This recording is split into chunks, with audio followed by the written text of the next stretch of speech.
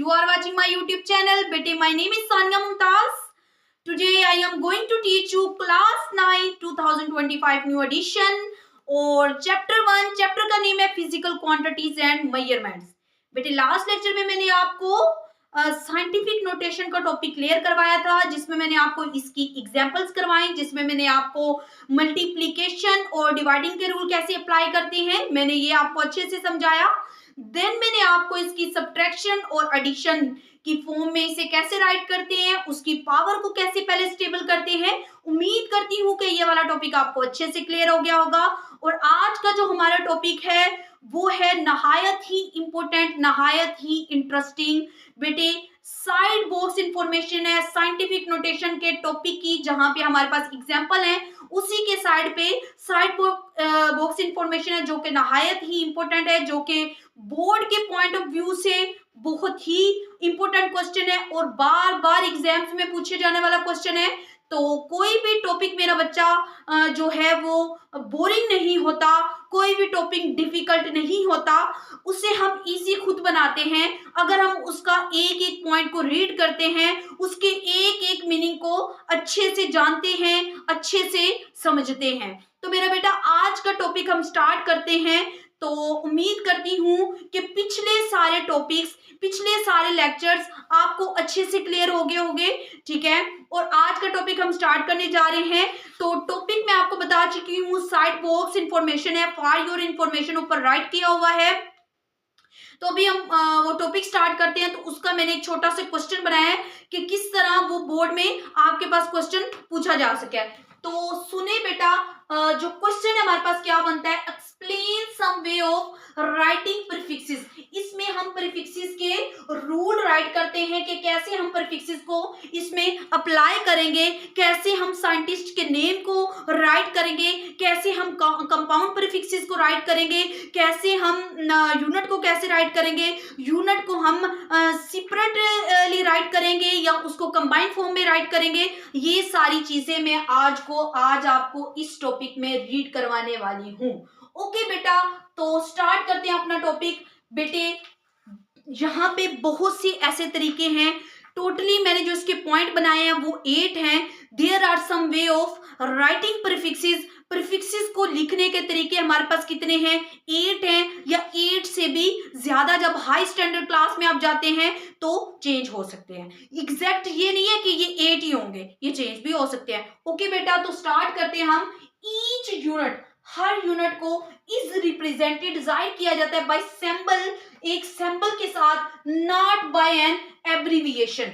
Abbreviation का मतलब होता है मेरा बच्चा रुकावट, या उसे हम रोक के किसी चीज को पढ़ते हैं।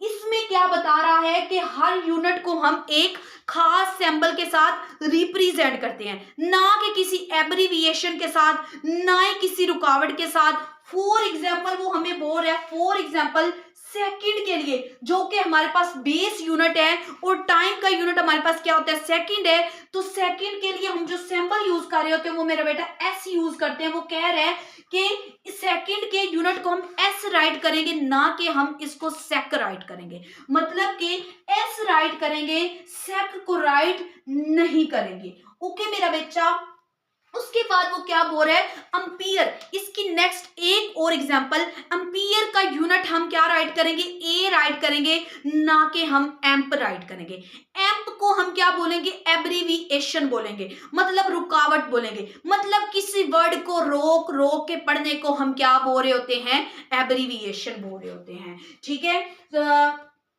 फॉर सेकेंड मतलब एस जो है, सेकेंड के लिए एस हम यूज करेंगे, ना कि हम सेक यूज करेंगे। एम्पियर के लिए हम ए यूज करेंगे, ना कि हम एम्प यूज करेंगे, ना कि हम ये इसकी एब्रीविएशन। एम्प क्या है, एब्रीविएशन है, सेक क्या है, एब्रीविएशन है। ये चीजें हम यूज नहीं करेंगे, ठीक है। अब वो क्या कह रहा है, नेक्स्ट पॉइंट हम क्या होगा कि सिंबल को हम अकेली फॉर्म में नहीं लिखते, ठीक है।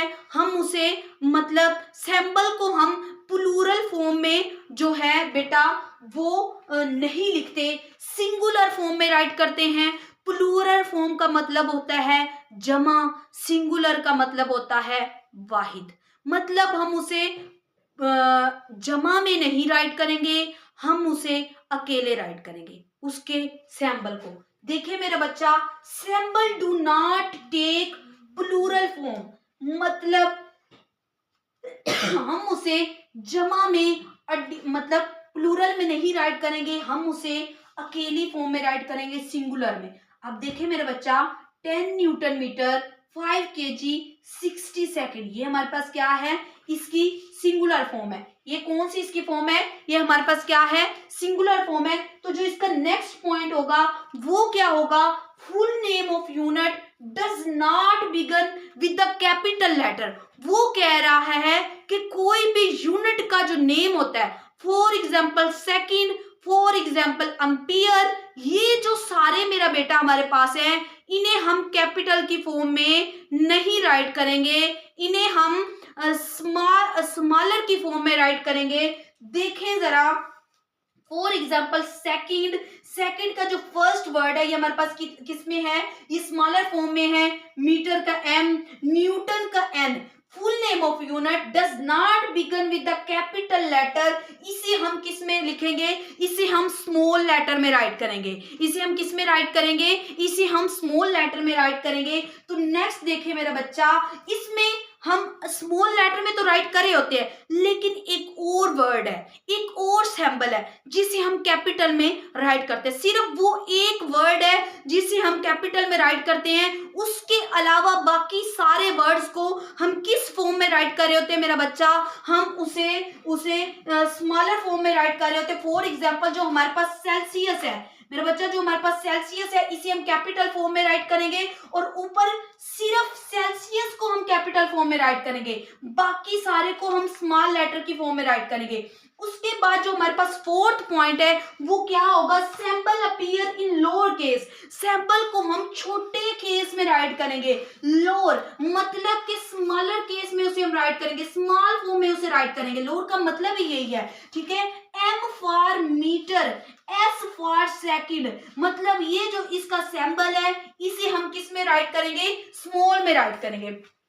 Exception is only L for litre, जो हमारे पास लीटर बन रहा होता है, ये जैसे इधर सेल्सियस को सिर्फ हम कैपिटल में लिखेंगे, इधर हम सिर्फ लीटर को, लीटर के सिंबल एल को किस में लिखेंगे, कैपिटल की फॉर्म में राइट करेंगे। नहायत ही इंपॉर्टेंट, शॉर्ट में भी आ सकता है, लॉन्ग में भी आ सकता है। नेक्स्ट देखें जरा, 5 पॉइंट है, symbol named after scientist name have initial capital letter. अगर हमारे पास सिंबल नेम भी आ रहा है, उसके बाद साइंटिस्ट नेम भी आ रहा है, जो सिंबल नेम है वो साइंटिस्ट नेम के बाद होगा, लेकिन उसको हम किस फॉर्म में राइट करेंगे, उसको मेरा बच्चा हम कैपिटल की फॉर्म में राइट करेंगे। देखें जरा, N for Newton, K for Kelvin and P for Pascal, इन सब चीजों को हम किस फॉर्म में राइट करेंगे, कैपिटल की फॉर्म में राइट करेंगे। अब जो 6 पॉइंट है हमारे पास वो क्या है, prefixes is written before and close to SI unit. Prefixes को हम लिखेंगे, कब लिखेंगे, पहले लिखेंगे, किसी भी यूनिट से पहले प्रीफिक्सेस को, for example milli, for example centi, for example micro, for example mega, for example giga, exa, peta, pico, इन सब वैल्यू को हम किससे पहले लिखेंगे, यूनिट से पहले। फॉर एग्जांपल उसने क्या बोला, मिलीमीटर, और उसके बाद मिली न्यूटन, और उसके बाद मिली सेकंड। ये जो सारी हमारे पास वैल्यू हैं, इसको हम किससे पहले लिखेंगे, ये हमारे पास हमें पता है कौन सा यूनिट है, बेस यूनिट है, सेकंड है, ये भी बेस यूनिट है हमारे पास। तो ये जो सारे यूनिट है इन्हें हम मेरा बच्चा हम बाद में लिखेंगे, पहले प्रीफिक्सेस को, मिली को हम राइट करेंगे, माइक्रो आ जाए उसको राइट करेंगे, एक्सा आ जाए उसको, सेंटी आ जाए उसको, ठीक है। उसके बाद जो 7 पॉइंट हमारे पास वो क्या बनता है, units are not written, units are written 1 space apart. मेरा बच्चा इसको हम स्पेस में नहीं लिखते, इसको हम एक अच्छे व्यू से लिखते हैं, जैसे न्यूटन मीटर, न्यूटन सेकंड। हम इसको न्यूटन मीटर यूं राइट नहीं करेंगे, अलग अलग राइट नहीं करेंगे, हम इसे इस फॉर्म में राइट करेंगे, इस पॉइंट का मतलब है। उसके बाद देखें, उससे मेरा बच्चा लास्ट पॉइंट है कंपाउंड प्रीफिक्सेस, जो इकट्ठी प्रीफिक्सेस आ जाती है। प्रीफिक्सेस आपको पता है, मेगा, एक्सा, पेटो, माइक्रो, सेंटी, मिली, उसके बाद गैगा, ये जो सारी वैल्यू आ जाती है वो हमारे पास किसकी होती हैं? प्रीफिक्सेस की होती हैं। उसने क्या बोला है कि जो कंपाउंड प्रीफिक्सेस, कंपाउंड का मतलब होता है दो चीजों का कॉम्बिनेशन। कंपाउंड का मतलब क्या होता है? दो चीजों का जुड़कर लिखना, ठीक है, दो चीजों को जोड़कर लिखना। उस चीज को हम क्या बोल रहे थे? इकट्ठा। तो उस चीज को हम क्या बोलते हैं? Compound. Compound prefixes are not allowed. जैसे हमारे पास 7 माइक्रो सेकंड आ जाता है, तो मेरा बच्चा ये तो बुरा लगेगा ना, जैसे हम 2 टाइम हम माइक्रो लिख रहे हैं, और हमें ये भी पता है जो माइक्रो की एग्जैक्ट वैल्यू है, माइक्रो की 6 होती है, तो जब 2 माइक्रो मिलेंगे तो हमारे पास 12 बन जाएगी। तो हमारे पास वो किसकी वैल्यू है? हमारे पास वो पीको की वैल्यू है, मतलब वो हमारे पास पीको बाजी की वैल्यू है। 7 micro second should be written as 7 pico second. इसको हम इस फॉर्म में राइट करेंगे, ना कि इस फॉर्म में। ये फॉर्म हमारे पास रॉन्ग होगी, ये फॉर्म हमारे पास राइट होगी।